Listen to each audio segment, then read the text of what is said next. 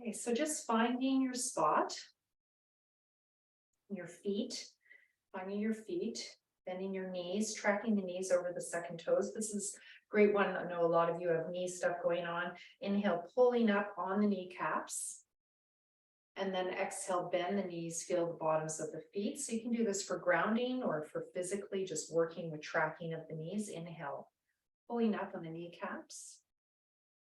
And exhale, bending. Now, if you know you have one leg longer than the other, you find it hard to pull up on one kneecap, that's probably that leg's a little longer. So, for example, my right leg's a little longer, so I might bring it back, and then I actually can pull up more, engage more of that right side, and get the grounding effect better. So you can play with that. Yeah, for those of you with scoliosis or some other imbalance, very common to have one leg longer than the other. Okay, start bringing the breath. Inhale, expand the belly.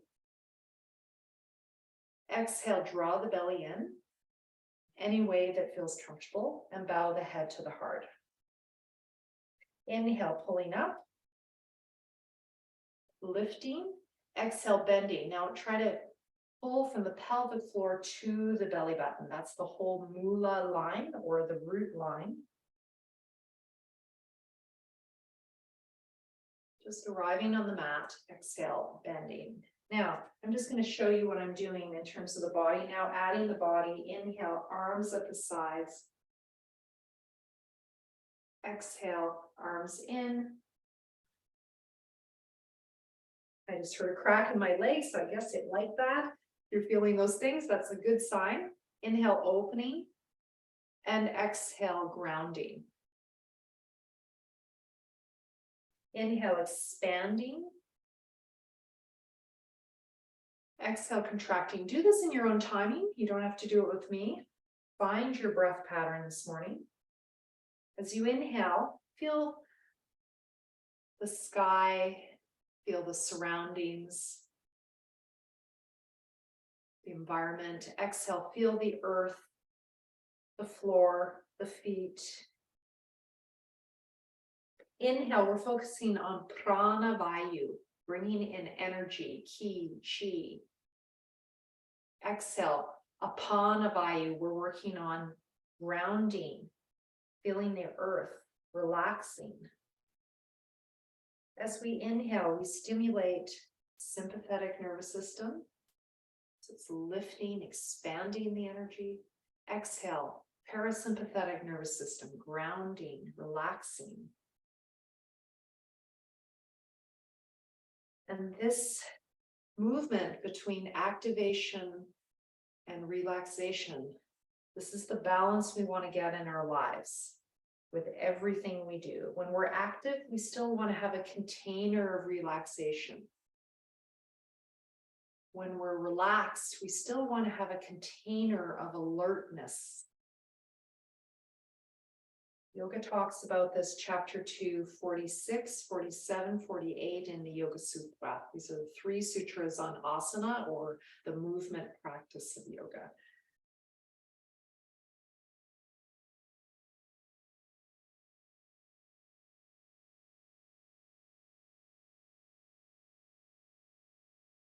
Okay, we're going to go a little bit more classical now. So feet together. Inhale, arms coming up to your place. Now, if your shoulders get uncomfortable, you can always do something like this at the top, or just bring your arms not as high. And then exhale through the center.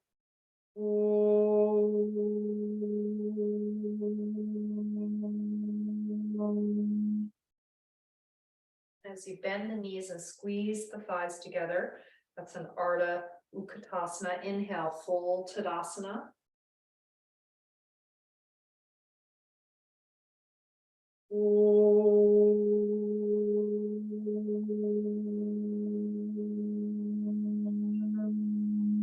Your feet can be apart if it feels better for your knees, of course. If you have any pain in the knees, just bring your feet apart.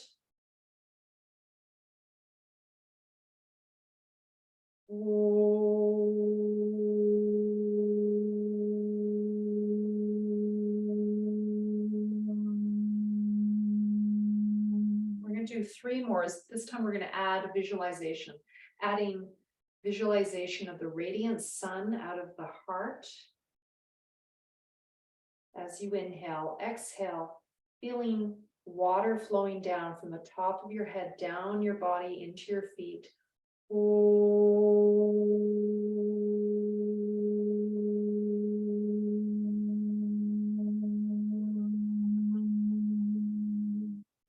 Inhale. Through that radiance all around you.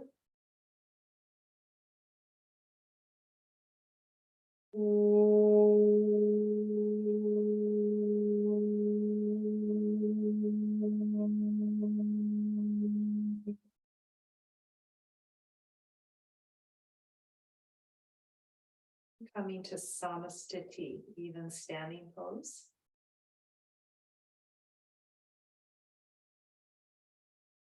Inhale, arms at the sides.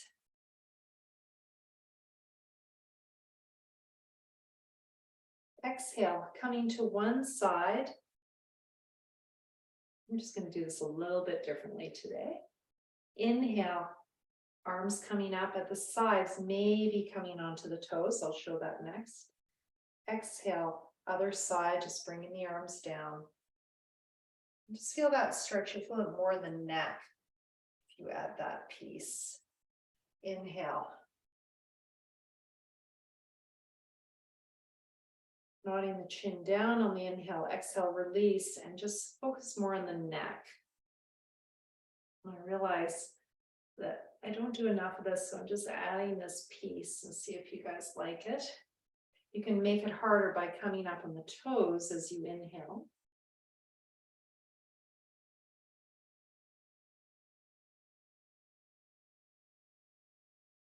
Now, if you want to add the arms, it's going to take it more into the rib cage.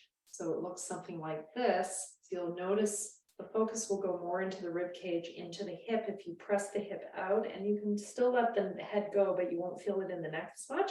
So you can stick to the first one if you're feeling more tension in the neck. I know we're doing some post-dance recovery today, and I know when I dance, often my neck will feel quite sore. So I'm just giving that as an option today, if you want to get more into that neck flexor area.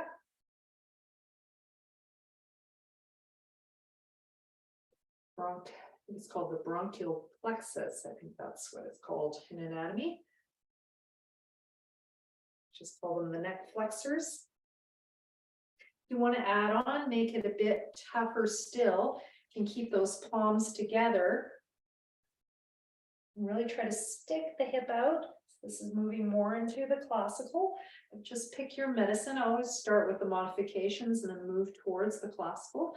That's what we do in yoga therapy. So we modify classical poses. We keep them in mind as a place we might move towards. It just depends. And sometimes you can do the classical pose, but you choose the modification because in terms of function, it works better. So for example, this works better for me than this. Most days, oh, today this is working better. So it's good to test it out. And then if you want to go the last step, you keep up on the toes as you go side to side. That's quite tough.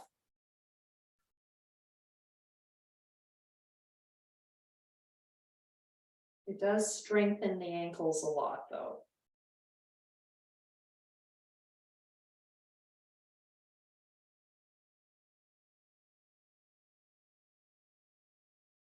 And then we're going to stay in the pose, and we're going to add the cross of the feet, because I know some of you have got lower back stuff, and that's going to get more into that QL area. So you're going to the left. This is my right, but it's your left, crossing your left foot over. And bring your hands to the side any way that feels good for you, or you could just work with the neck. And you could even have the opposite hand to the side to get into more nerve flossing. Giving that for those of you who've got some neck stuff going on. Holding opposite elbows. Gets more into the rib cage. We're going to go to the other side. Just pick your medicine. You don't want to do this one until you're reasonably warm. Be strong. If it's too strong, you can do it dynamically. Inhale up, exhale side. Okay, if it's too strong, staying, keep it moving. Try not to collapse that shoulder forward. So on this side, I tend to do that. So I have to remember to bring the elbow up and bring the hip to the side, draw the belly in.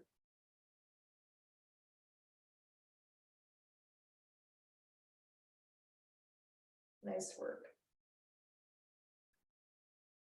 And the breath will get a bit short. Don't worry, that's normal. Inhale up. Exhale, center. And that might be your practice. Notice how you feel. And how long did that take? I didn't put my watch on, so I better check the time. How are we doing? Good. All right. So we're going to add some twist to it, rotation. So inhale, center. Exhale, you're going to rotate to your left. You can leave your hands like this or bring your front hand to your back shoulder, draw your belly in, and let your hips rotate as well to begin with. Inhale, center. Exhale, other side.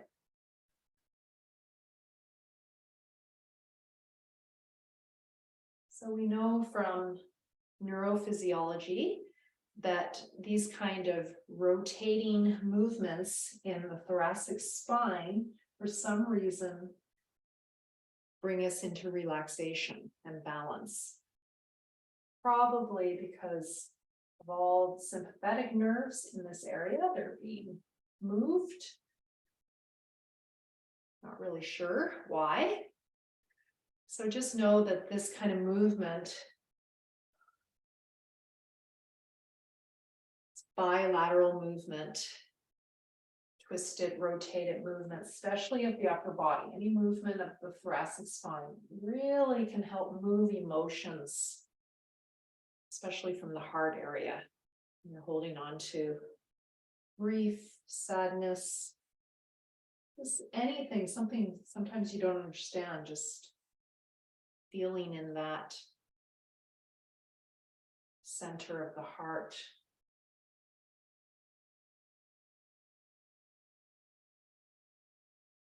And just finishing up. All right, so having moved up and down, side to side, rotate left to right, we're going to do a forward bend, our first forward bend movement, and then into our back arches. So all the movements of the spine. Inhale, arms coming to the sides, stretching out. Now you can bring your arms front if that feels better for your body. Exhale, coming center in a namaste position. This is called Anjali Mudra. Mudra means seal. You can bend your knees at the bottom and let your head go. If you have any eye issues or heart issues, you might want to keep your head up or bring your forward bend to the chair so your head's not lower than your heart. Inhale, coming up.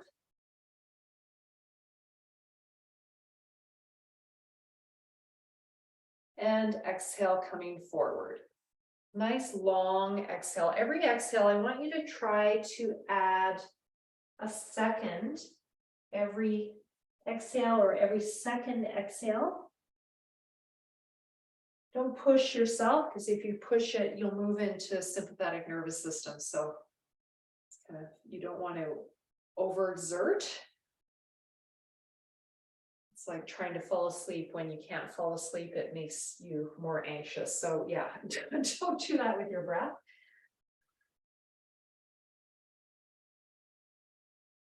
This is for your spine. Lengthens your spine, for your legs, and for your nervous system. This is working on Apana Vayu, the downward flow of energy, that waterfall down to the feet.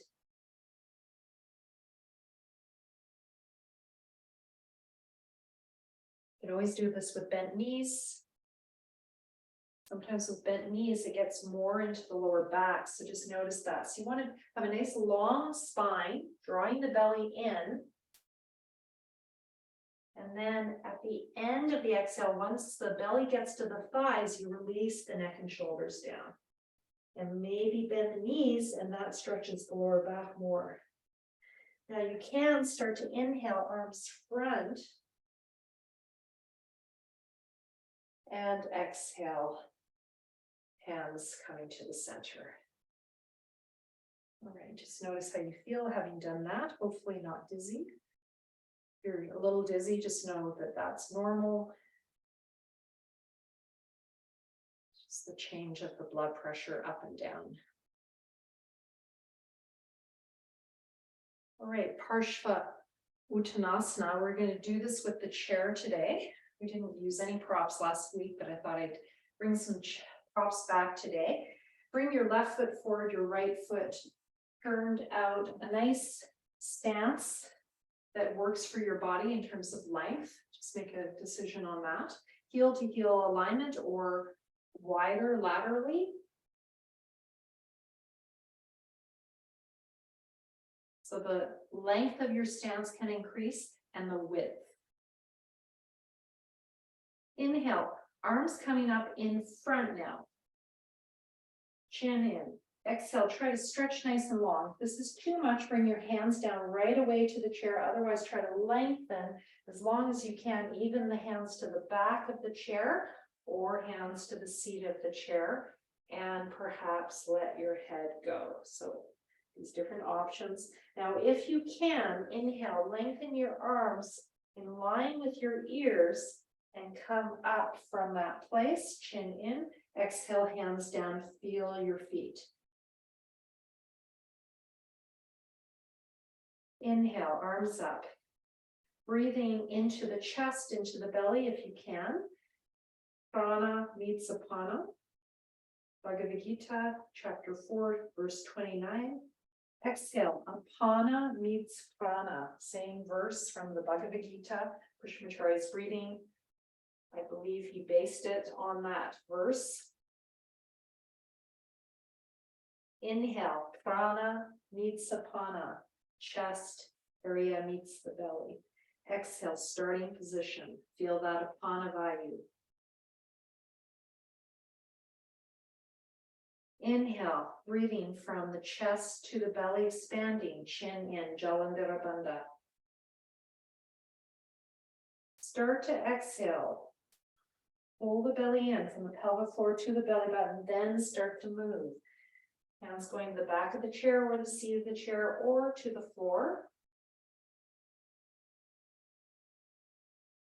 Inhale. Exhale. We repeat things 4 to 6 times. You are welcome to do this in your own breath pattern, not with me. I'm going to do 2 more times. Do your own thing.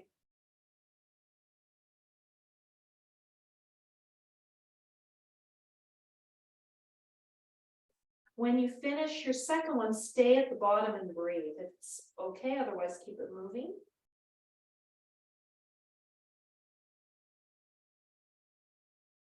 And take that break in between, just a bit more grounding.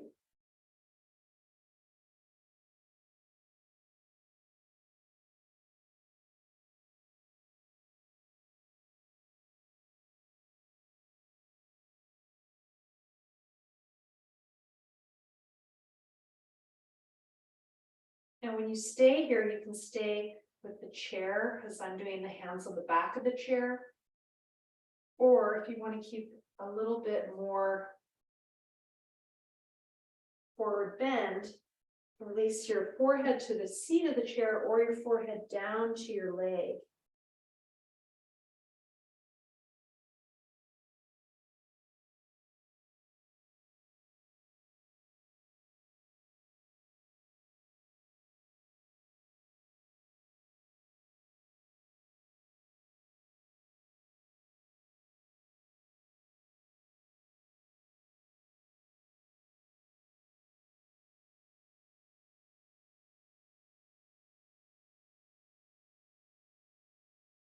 You've stayed here 4 to 6 long breaths.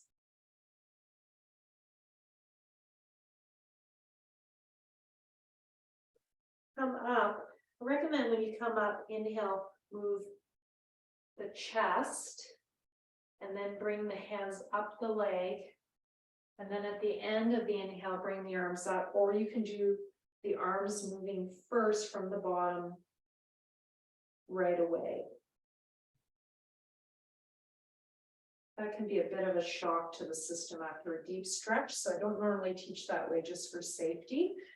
And bringing the foot back if you can, finding your samastiti. I've got my feet apart, they could be together.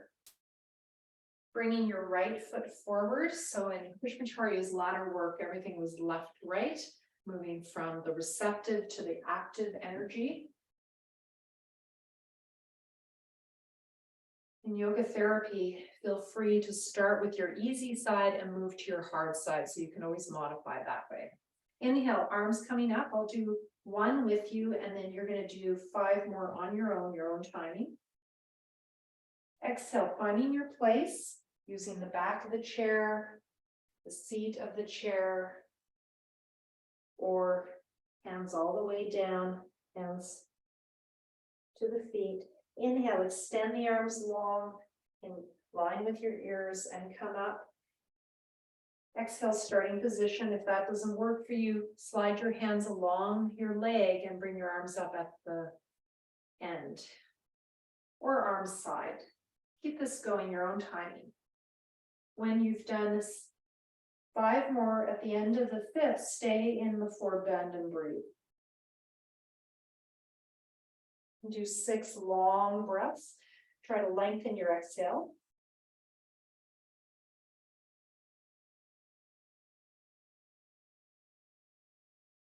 The inhale movement strengthens the back.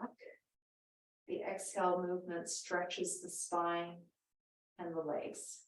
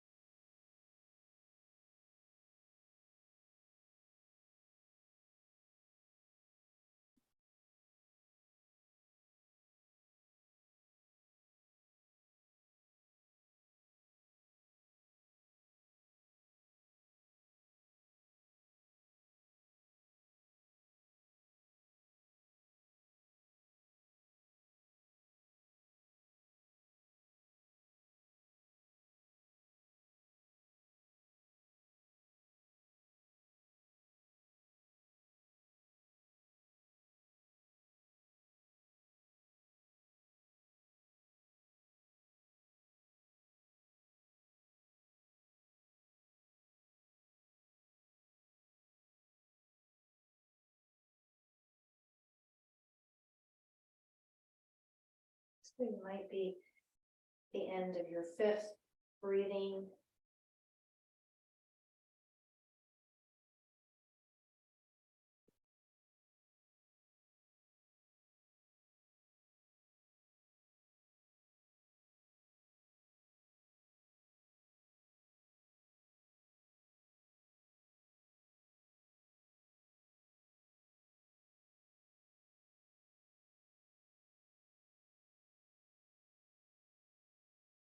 When you're done, come to samastiti and just stand, even standing pose, and just rest.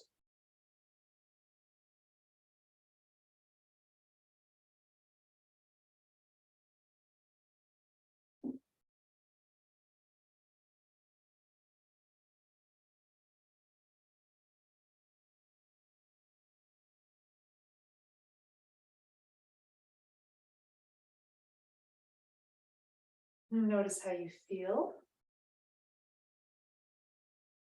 Starting to get a bit warmer, that's good.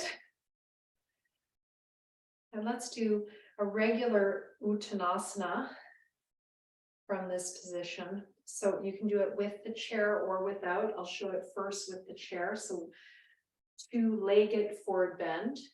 Ut is up, Tana is to stretch, asana pose or position. Inhale, arms coming up. So you want to stretch to the sky. You can even bring your shoulders up a little bit. Exhale, pelvic floor starts engaging. You start to exhale, then you start to move. Draw from the pelvic floor up to the belly button as you're stretching the upper back. So this is why I did this movement in the first position. Now you might go hands to the seat of the chair, even forehead to the seat of the chair. You could have a bunch of blocks that you put your head on as well. And then from this position, inhale coming up, a little harder with the chair, but arms in front or sides if it doesn't work with your space. And exhale, starting position. Or you can do the full pose. Inhale, arms coming up. So feel free to use the chair. Feel free to bend your knees, exhale, forward fold, and you can actually do this as well. I forgot about this one. Hands to the seat of the chair. Inhale, coming up. That's pretty tough, but possible. And exhale, it's even actually harder than bringing the hands all the way down. And this time I'm going to show all the way down to the feet, the classical inhale. Classically, the feet are together, usually modify as adults, feet apart. Exhale, lengthen the spine. You are hinging from the hips, but you're drawing the belly in as you hinge from the hips. So there's a drawing in all the way to the waist, so slight rounding of the spine. So think more about lengthen the spine and draw the belly in. Release at the bottom. You might bend your knees. Inhale, move your arms first in line with your ears. At some point, maybe straighten the legs. Chin in, exhale, starting position. Now, if this movement in front is too much for your neck and shoulders, bring your arms side, as we did earlier. Okay, so side which works best for your neck and shoulders, or do a namaste position for a bend. Exhale. Coming forward. Pulling up on those kneecaps. Again, if you have one leg longer than the other, you could bend that knee.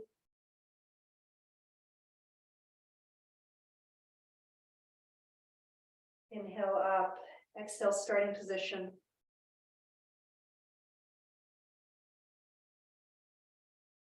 Do two more on your own. This is the quintessential Apanavayu pose. Inhale, extending up, Pranavayu. Exhale, Apana, pelvic floor, lower belly, belly button in. And eventually release the neck and shoulders, head down, stay at the bottom and breathe. Find your position. Now, in this position, you could hold your big toes with your peace fingers. You could have your hands beside your feet. You can have your hands in front. You can have them on a chair or on blocks or on a stool. You can also do a bit of movement, sthiti. Inhale, lengthen the spine. And then exhale, try to keep that length as you draw the belly in. Feel your belly go to your thighs and come forward.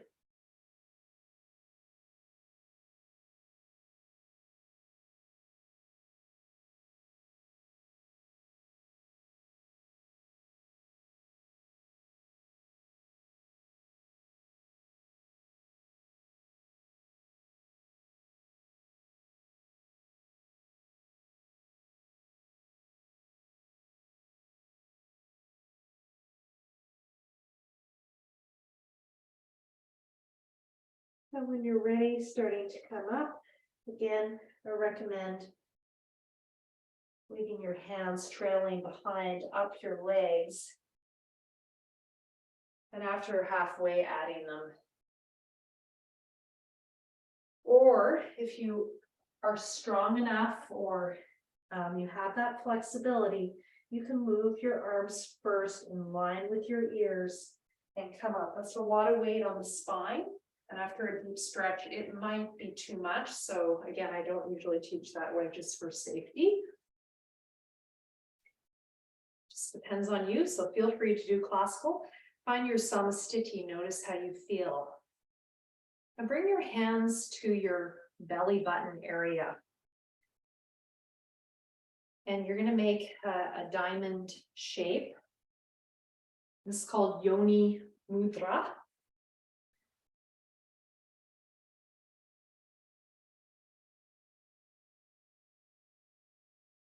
And this is the nabi point in yoga, the dantian in tai chi, taiji. In yoga, this is the center of 72,000 channels of energy that are running through the body in this subtle anatomy. And we know from neurophysiology, this is the seat of millions of neurons.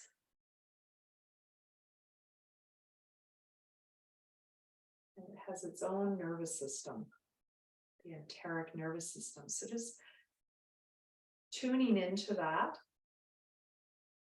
and connecting it to the root. So I like this mudra because the finger is facing down.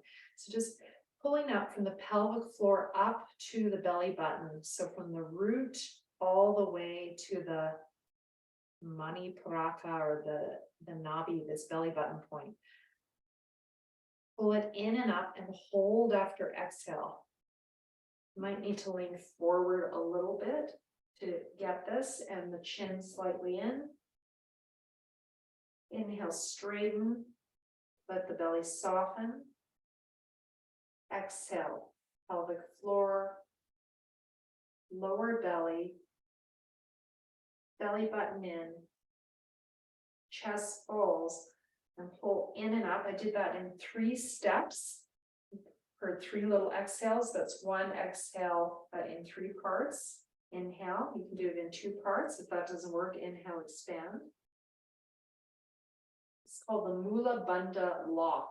Exhale, pelvic floor, lower belly, belly button in, chest falls, hold in and up. This is moving towards Uddiyana Bandha, stomach lock, lifting towards the heart.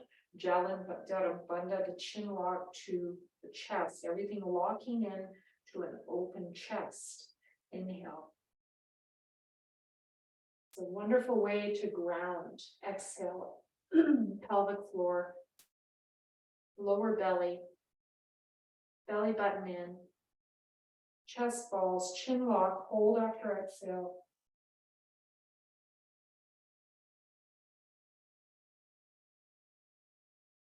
And release. We'll work on that more later. So that's something you can bring into your life when you're feeling ungrounded, overwhelmed. You can just do some of that. We're going to work on some back arches now. And yeah, we'll start without the chair and then move to the chair.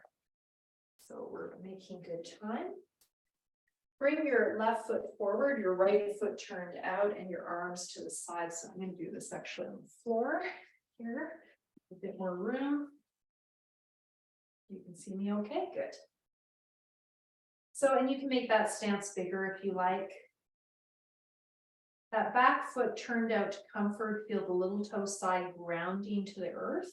Your ankles are tight, you're going to feel this in your feet. All right, so we're going to inhale. We're going to bring our arms to the side. We've done a lot of forward bends, so arms to the side.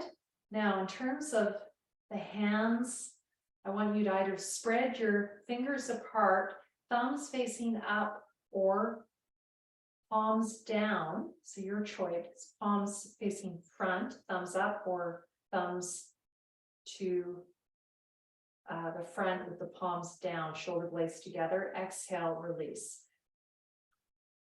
Just that. Inhale. This is for the neck and shoulders. Exhale, and the lower back. Inhale. The chin releases last. Exhale. Bring the chin in first as you draw the pelvic floor in.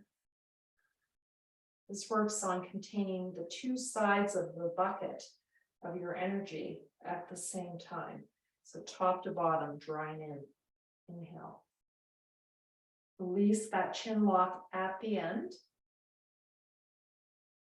Exhale, pelvic floor, chin comes in. And draw pelvic floor, lower belly, belly button in, chest pulls. Spread those fingers apart. Exhale, you could make fists with the hands.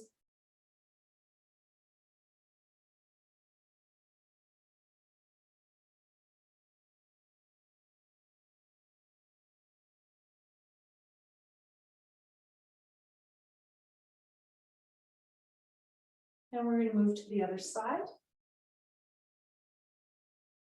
Right foot forward, left foot turned out to your place.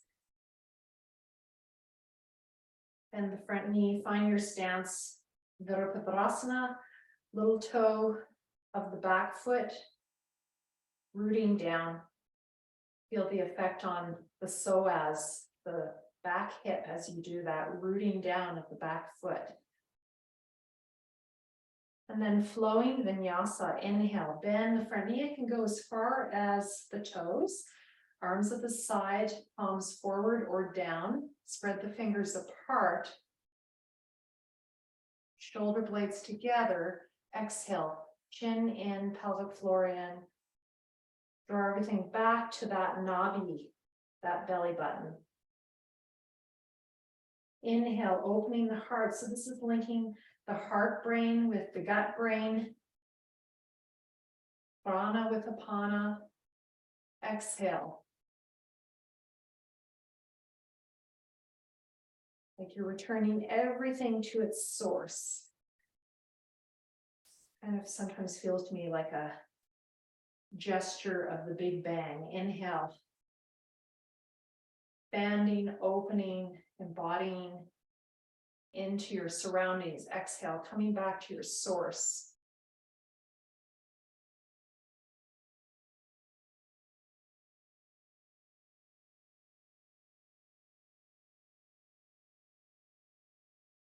And last time.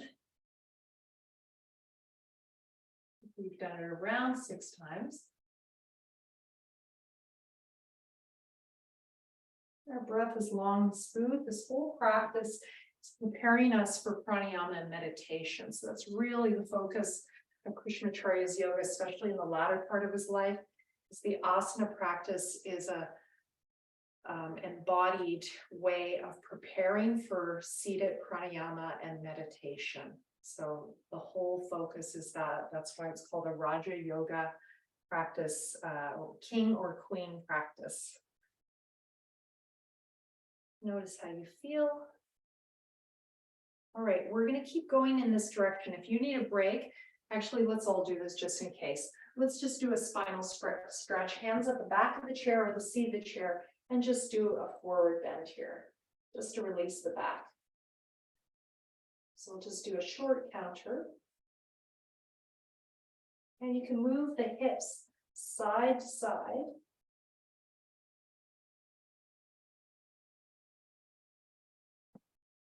As you exhale, inhale center, exhale side. That gets into the whole side body.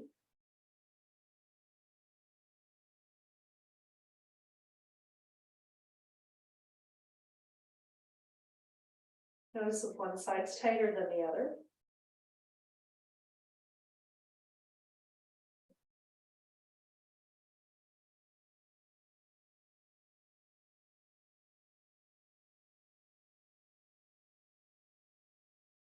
All right, we'll do one more for neck and shoulders. Hands on the seat of the chair. This is like a downward facing dog with the chair. You could do this in downward facing dog, but I find it actually more effective with the chair. Inhale, look up, press down with the hands on the seat of the chair, look up. And exhale, root back, bring the chin in, and maybe bend the knees. Feel that stretch through the side body, the whole spine into the lower back. Inhale, looking up. So this is for upper back, neck, and shoulders. Inhale and exhale, lower back.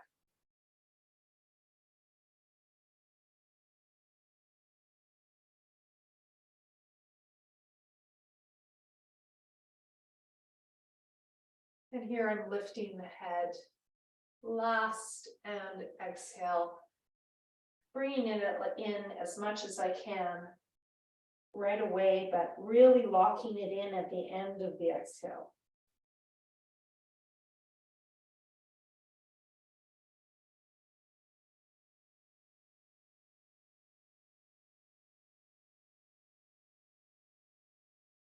So finishing up. Hopefully that's enough of a counter for you. We're going to move into a lunge movement for the psoas, but we're going to add legs and feet to this. I taught this on Wednesday in my CAPU class, and they loved it, and I hadn't taught it in a while, so I thought I'd bring it in today. You're going to bring your left foot on the seat of the chair. Now, I recommend your chair be at a wall, and if you want to save your walls from getting paint off them, you can put a blanket on the back of the seat of the chair. You can use a chair in the center of the room, and you can do this without a chair if you don't have one. You could have your hands on blocks, but a little bit more effective with the chair. You get a bigger angle to stretch the psoas. You can put your foot also on an ottoman, something like that, furniture in your living room. Left foot up, now the right foot back, and if you can, make it parallel to the front leg, if you can. Otherwise, turn it out. If you can, make it parallel. Okay, so inhale here, and if you can, bring your arms up, or you can just bring them to the wall, or you can bring them all the way up. This is a little harder. Exhale, bring your hands down to the back of the chair or the seat of the chair and start coming forward. So again, some of you, it's going to be the seat of the chair. Some of you won't come back very much. Some of you are going to turn out that right foot. It will be too much. So just be prepared for all of that. Inhale, coming up. So hands at the back of the chair, the wall, or up. My knees coming as far forward as my toes. I'm doing that intentionally. Exhale, coming back. Flexing my toes towards my nose and stretching my leg, my calf. Inhale. Really nice holding the wall for this one. Exhale.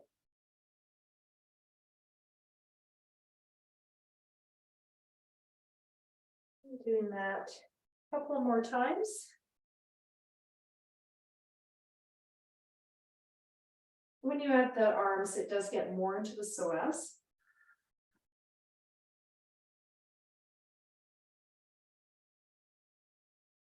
Now we're going to stay here in the lunge, hands at the back of the chair or on the wall, and you're going to exhale, bend the right knee, bend it. Now that's going to get into the thigh, which is a really hard thing to stretch without hurting your knee. It's going to be really helpful if you've got knee problems or lower back problems. Inhale, stretch the back leg and bring the heel down if you can. Stretch that calf. Okay, now we're really going into it. Hope you guys are okay. Exhale, bend the back knee. Release the neck and shoulders. Inhale, stretch. You can do this all on the floor without a chair. It's probably easier. Exhale. So you do a full lunge and then a lunge knee down. This allows you to work with, if you have one hip higher than the other, this might be a resource for you. You might get a bit more space each time and bring that back heel further back. That's my experience anyway. Now we're going to stay in the forward bend, hands at the seat at the chair. They could be on the back of the chair. You could be on the floor with your back knee bent. Inhale, point the toes, look up. Exhale, flex the toes towards the nose. Bring your head down to where you can. This is preparing for all the seated poses of yoga. Inhale, exhale, forward. I don't tend to do them in group classes because they're fixed frame poses, and they can be really too much for most people. as we age.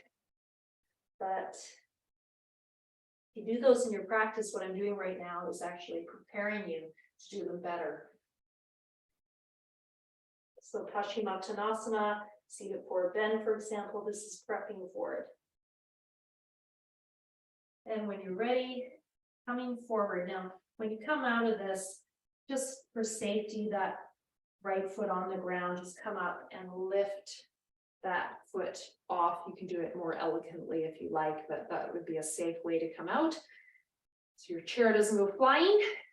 That's why I have the chair at the wall too, for safety, and on a mat. The right foot up into a lunge. How are you guys doing? You're okay? Haven't killed you yet? All right, this is a whole bunch of things. This is a vinyasa that you can do at park benches. Okay, so try to learn this one. If you're running or walking and you feel a bit tight and you need a little yoga stretch, this is a great one to do outside, outdoor yoga. All right, I did a film of it many years ago, which I might be able to find on YouTube. The back foot parallel to the front, bending the front knee towards the toes. So that's okay as long as they don't go beyond the toes. That's considered safe. Hands at the wall or up. I'm going to start at the wall or the back of the chair. See which one you like. And then exhale, start coming back. Hands at the back of the chair, seat of the chair, anywhere that you can. Flex the toes towards your nose if you can. I'm making my back foot parallel to the front. Inhale, coming up.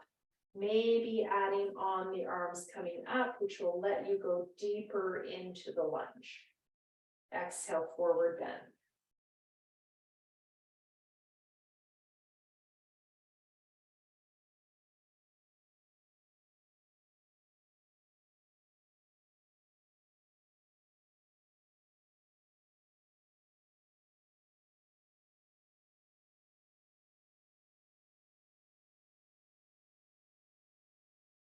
You could have a mat, a yoga mat on your chair too, if you feel like you're slipping around. That's another piece that they do in Iyengar yoga for this kind of thing, which is just a safety thing again, or comfort on the feet. If your like heel hurts when you do this, that's another possibility. So I do a lot of this to create symmetry in my stance. I'm always tracking that on my phone. You can track it as you walk around. You want to keep the asymmetry as low as possible. That helps with fall resistance, helps with your lower back, your upper back, everything. It's finishing up. I think we've done around 6. Coming to the next part, the dynamic stay. Inhale in this position, hands at the back of the chair. Exhale, bend that left knee. I'm going to place my left hand on the seat of the chair and come down a bit more. My hip is higher. Inhale, lengthen the back leg and maybe bring the heel to the floor. Stretch that back calf. Exhale, release. So for my friends in the room who are runners and hikers and cyclists, this might be a vinyasa to bring into your life. Working all those parts is great for the dancers. Sorry, I forgot about the dancers. I got a couple of dancers in the room. When I used to dance, 10 years ago, I was still dancing. I definitely did this every time I danced, post-dance. Okay, now stretching that front leg. You can hold the back of the chair. That really gives nice length to the spine, or the seat of the chair might be a little easier. Flex the toes towards your nose. Exhale, inhale, point the toes, getting into the feet. Exhale, flex. Inhale, point. Now, can you bring your head down? Exhale, bring your head down. Inhale, bring your head up and add that piece. And then you're stretching the back of the leg, the hamstrings.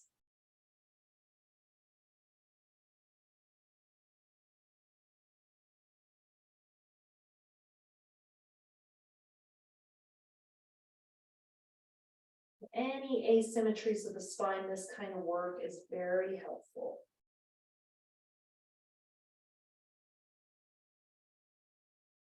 Those of you with scoliosis, the little collapse on that left side, you can bring that left hand forward and that will stretch through that rib cage.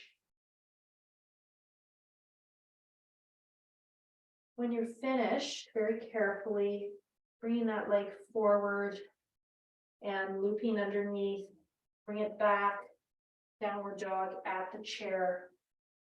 One of the reasons I like this is if we have wrist issues or upper back issues, it's less load on the arms. You can do a full downward facing dog if you like that pose. Inhale, looking up. Exhale, looking back. If you want, you can do a full upward facing dog at the chair or on the floor. Inhale. I like to hold the seat of the chair and press away. So you can do step 1, or this is step 2. Step 3 is on the floor.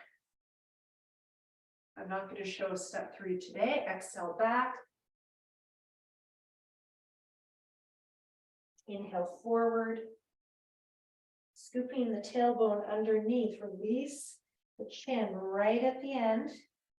Press away from the chair, lift away. Exhale, bring the chin in as you bring the pelvic floor in. So this chin lock creates a prana vayu in the body, according to the ancients. Creates that downward flow of energy when you bring the chin down. And the chin slightly down is part of pranayama as well. So I think that's why Krishnamacharya is very particular about the chin being down in the asana practice, is to prepare you for that containing of the energy inside the body with the chin down and the pelvic floor up, keeping the prana inside the body. We have more energy to do our work, service in the world, and for ourselves, for our health of mind and body. When you're ready, coming forward, just rest. Head at the seat of the chair or all the way down, just rest. Place the hands anywhere that feels good for you. I'm just going to let them dangle.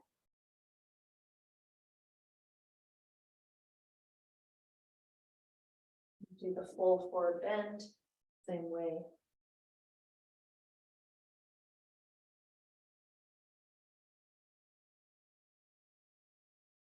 Don't lengthen the breath, just rest the breath.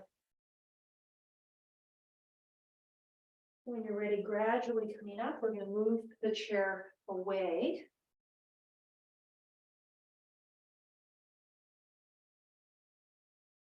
We're going to start transitioning to the ground.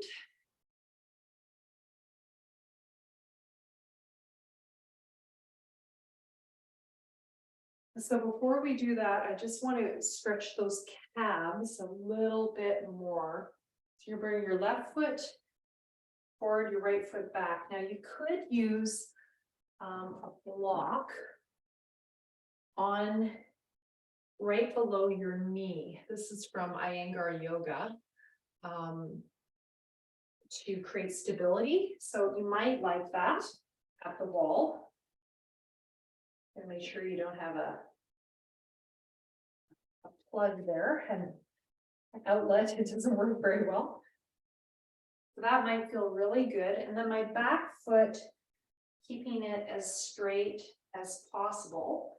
And I'm going to inhale, press away. And you'll feel your hip as well.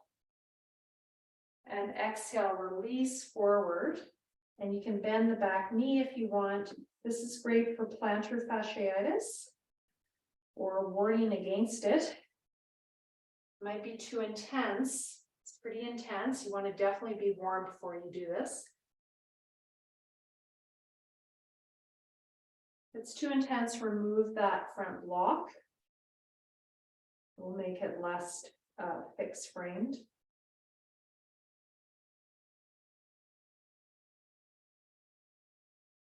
Feel the hip and the leg and the foot.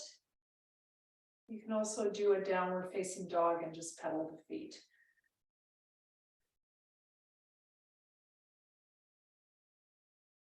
Try to keep that heel down.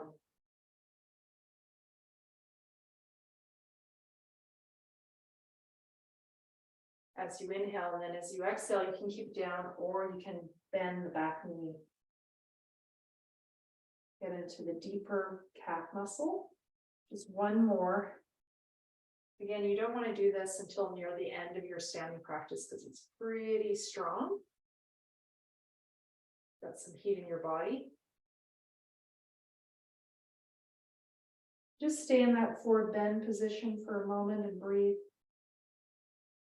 You might bring your hands up to work on neck and shoulders. Forearms parallel. Drop your shoulders down. That might feel good for you. Or further down to see which feels best. And switching sides when you're ready. Again, the block is going just below the knee. Some people put it on the knee too. My teacher didn't teach me that way. So you can do that if that feels better. My teacher, Lindsay Whalen, Iyengar teacher, she taught it just below the knee, that back foot parallel. So finding your stance, back foot parallel to the front, pressing away from the wall. As you inhale, feel that back half working, and exhale forward.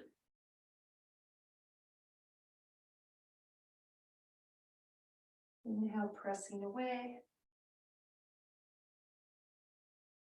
Exhale forward. If you don't have a wall, you could just do a one-legged forward bend, or actually, I think even better, pedal the feet in downward facing dog.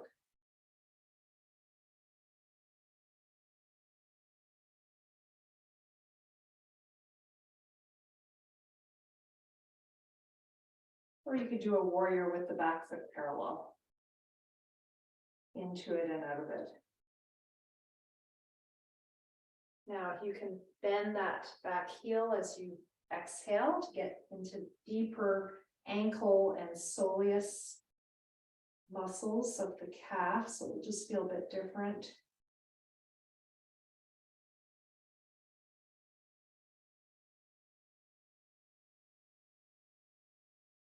So you can decide which one you prefer.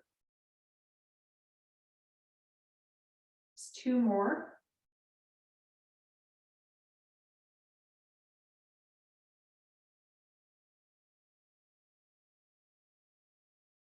And then the last one, when you go into that forward bend, just stay there. Maybe bring the arms up and stretch the shoulders with the forearms parallel.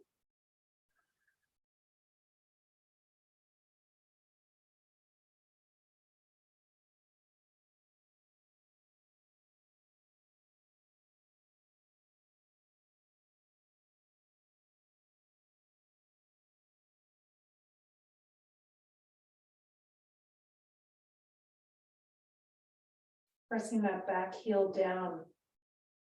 Put your attention there. Can you get into different parts of the heel? When you're ready, release. Let's do a wall down dog. Or if you want, you can do a mat downward facing dog. Your choice. I do this almost every day for my legs and feet, because I just do one side at a time. I tend to have very tight calves, which causes me trouble if I don't work on it.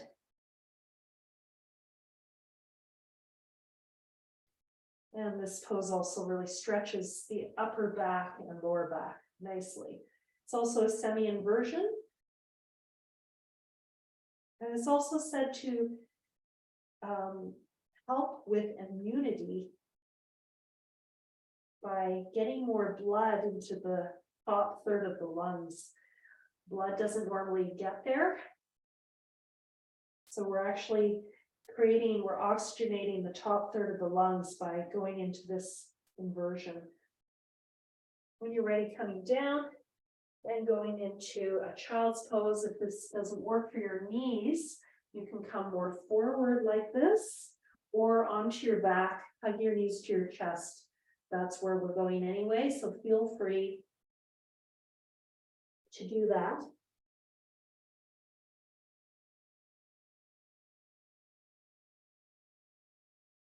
In this pose, feel free to bring your torso to one side or the other as well. I'm going to angle my camera down, just continue there.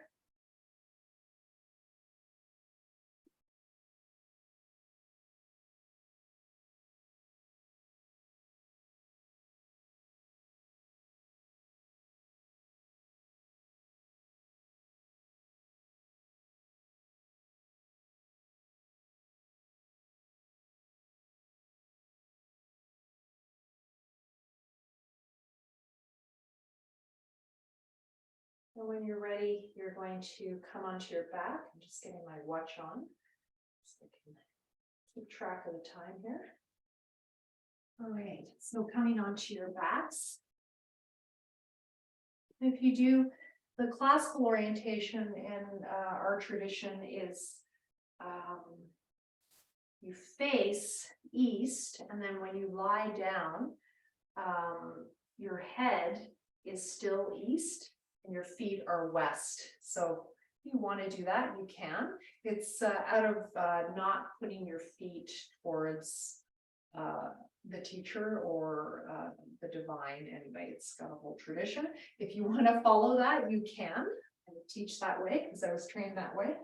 So gradually coming down, just gonna gradually come down, pelvic floor, lower belly, belly button in, drawing down. And we're gonna play with this a little bit. I hope you're ready for this. Inhale, arms coming up. And exhale, we're going to come up and try to sit up. Now you could lengthen the legs as well. Inhale, arms up, the legs could be bent. Exhale, drawing in. So again, you could bend the legs or keep them straight as you do this. Inhale, arms up.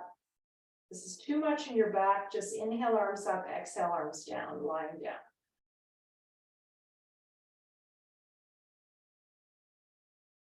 This pose is called Dandasana, staff pose. Kind of fun to do. It can feel very relaxing. Inhale, arms up, chin in. So a classical pose. And then exhale. This is classical way of coming down to the floor. So I just wanted to show that in case you're interested. Let's stay now on the ground. Having just been in Chennai, I've been reminded of all these classical things, but in yoga therapy at some point we forget because we're always modifying. So it's always good to go back to the mothership and plug into that. All right, so in this position, if you have a block or a pillow available to squeeze into, this is something I created for grounding. And anytime I get triggered by a life event where, you know, I feel very sad, or that's usually the emotion for me. For another person, it might be angry or fearful. So any of those kind of bigger emotions. I just go to my yoga room, and usually within 30 minutes or less, I'm totally fine because I just move it out of my body. So I just process those emotions. And this is one of the things I do. Exhale. Press into that block and pull up from the pelvic floor to the belly button. And hold after exhale. Feel that grounding energy. Inhale, release the belly. If you like, breathe chest to belly. I've got my hands facing down for more grounding. Exhale, pelvic floor, lower belly, belly button in. Squeeze the block feel the feet and feel the movement of the pelvis as you draw the belly in. And inhale, feel the arch of the back as you inhale into the chest, the belly. Exhale, pelvic floor, lower belly, belly button in, squeeze the block. Feel the feet, hold after exhale. 1, 2, 3. Inhale, if you like, add the arms.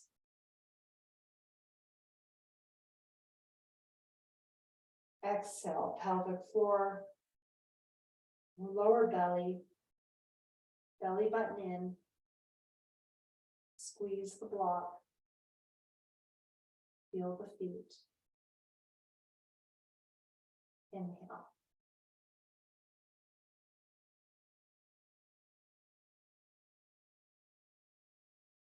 Exhale, pelvic floor,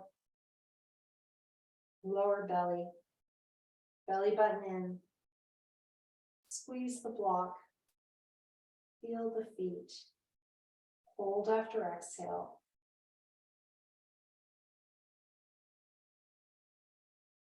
And last time.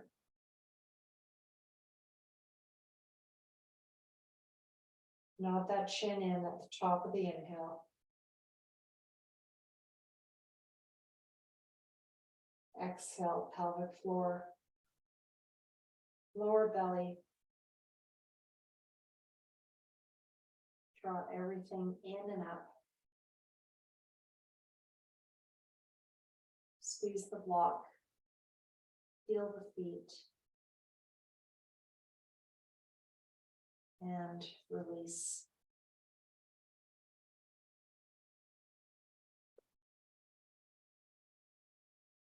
On asana, exhale. Leave your hands by your side as you bring either one knee at a time or both knees into the chest.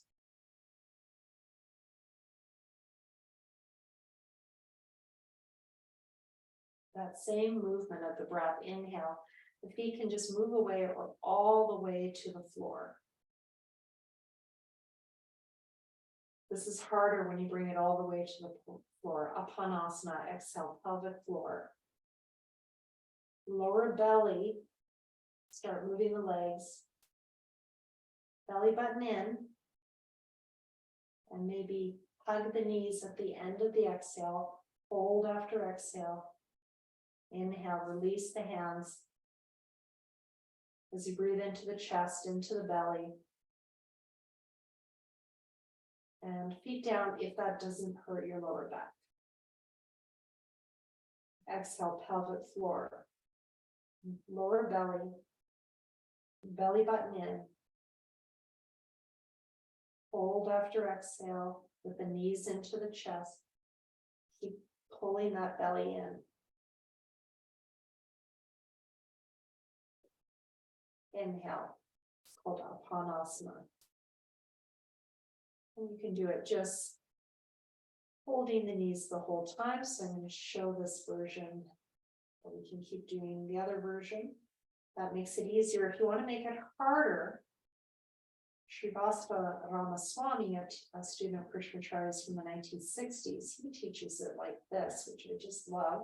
Inhale here with the legs straight and Sukhasana. Exhale, drawing the legs in and into the chest. And he calls this Apanasana. So we're going to try that. We're going to add Tadaka Mudra.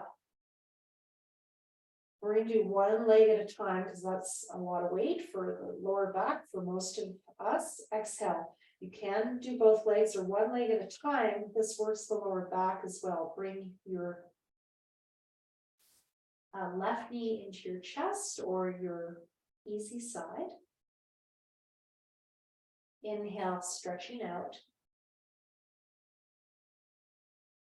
Tadaka Mudra now. With the arms up. Exhale, pelvic floor, lower belly, belly button in. Draw everything in and up. This is a wonderful stretch for the lower back and the opposite hip. It's also working on that apana, that downward flow of energy. Focus today. Inhale. And if you want, you can try with both. Exhale. Drag those heels up. This is also working on tracking of the knees.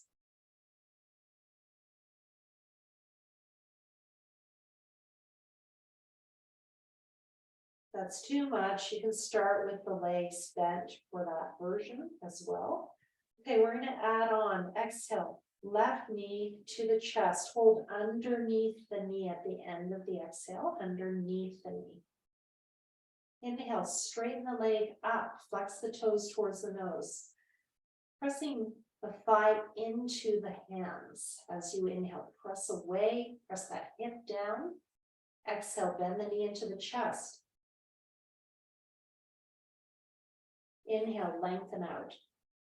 Chin in at the top of the inhale, Jalandhara chin lock. So classical pose, Tadaka Mudra. Exhale, pelvic floor, lower belly, belly button in, Ekapada Apanasana.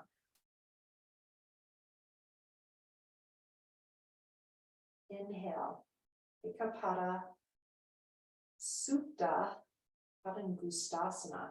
Wow, that's got a lot of Sanskrit. Upward facing laying. Lying down, there you go. Inhale, stretching the leg out. Just keep this going your own timing. I'm just saying the names. I know there's some teachers in the room, so in case you want to know those names. Or hear them, the more you hear them with the pose, they'll just kind of start to seep in. And respecting the indigenous culture and language of India. From whence these practices come.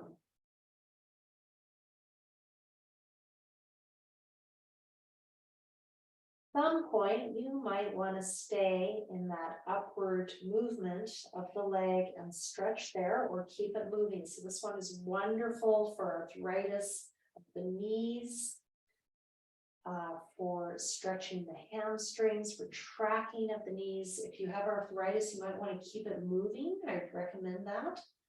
Or if everything's feeling really good and you want to stretch more deeply, stay in the pose.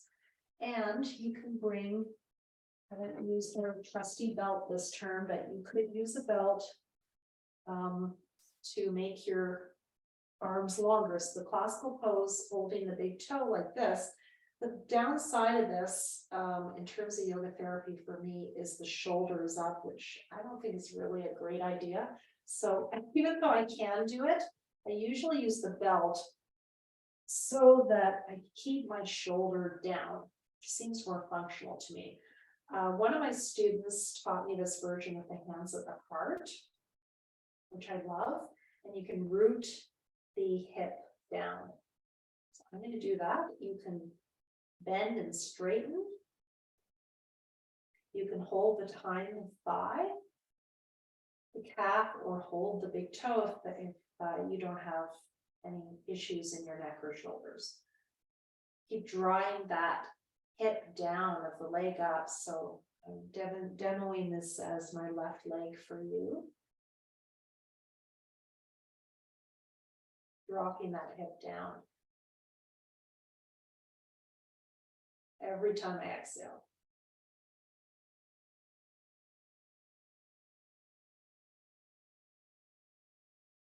Then I'm going to switch sides. So we went side to side in the original vinyasa. So we warmed up both sides. This lower foot could be right at the wall, or you could point and flex it as you move in the pose, or just stay. I'm just staying now. Dropping the hip every time I exhale. Inhale, extend through the big toe. And exhale, drop the hip down. Drop the lower back down.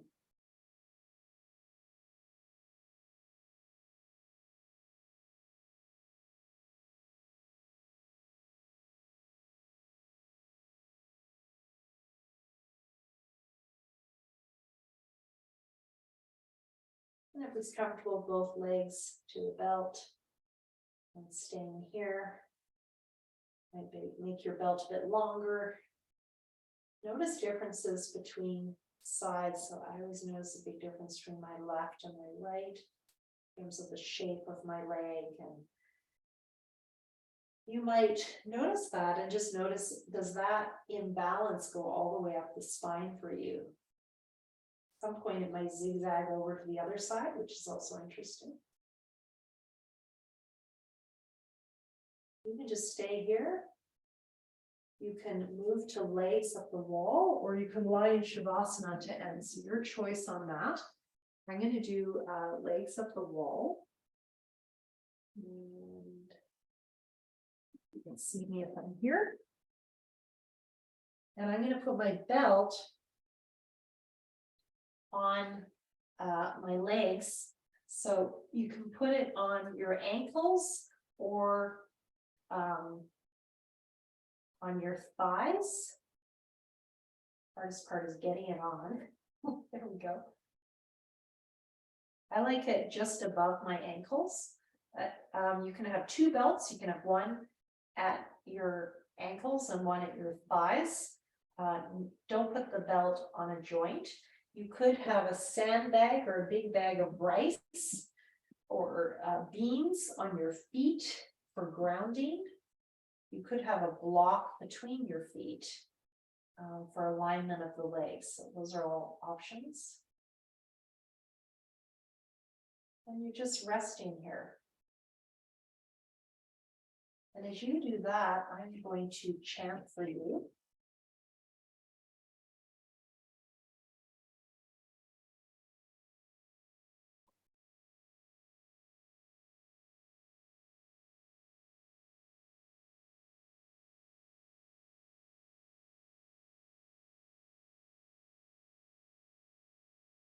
Just staying there and you're just resting, legs up the wall or in Shavasana.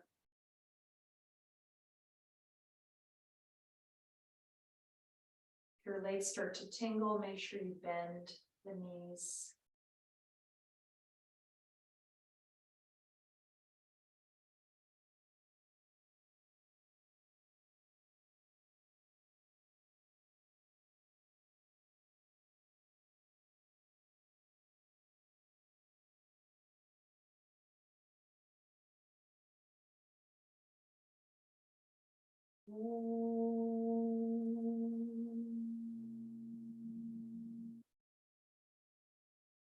Namo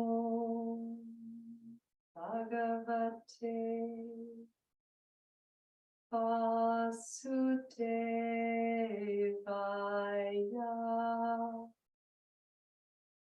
Dhanvantaraye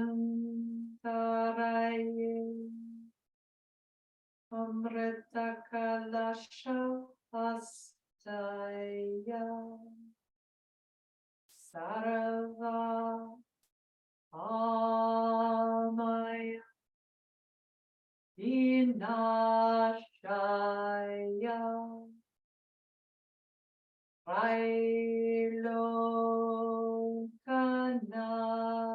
Vailokanathaya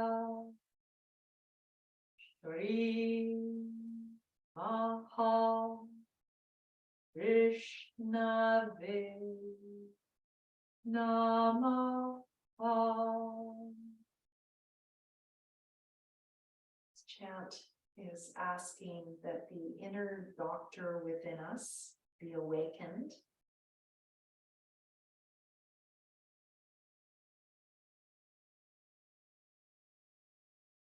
And may all the ama, may all the heaviness, toxicity, disease, may all of that be taken away from the three layers of our existence: the physical, the pranic, energetic, and the mental, mind, emotion layer. May all those three layers be cleansed within us.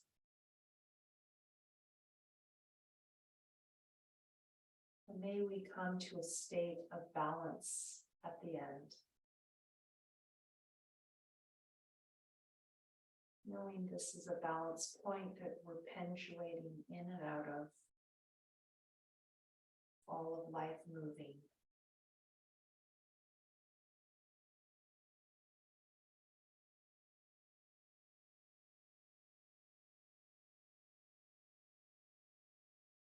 When you're ready, just coming out of the pose, bending your knees into your chest. You can stay there longer. You don't have to join me for the end if you'd like to just continue in this position or move into Shavasana and stay there. If you feel so inclined, you can join me for the Shanti mantra. Om Shanti Shanti Shanti. May we have peace in our bodies, in our speech, in our minds, in our thoughts, in our words, in our actions. May this Shanti protect us from negativity within ourselves, others, or our whole environment, including nature. Together, inhale.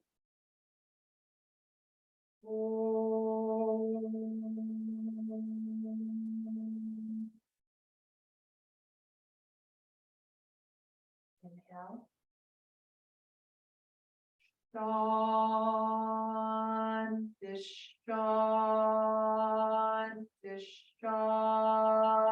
Shanti. Peace 3 times. Inhale.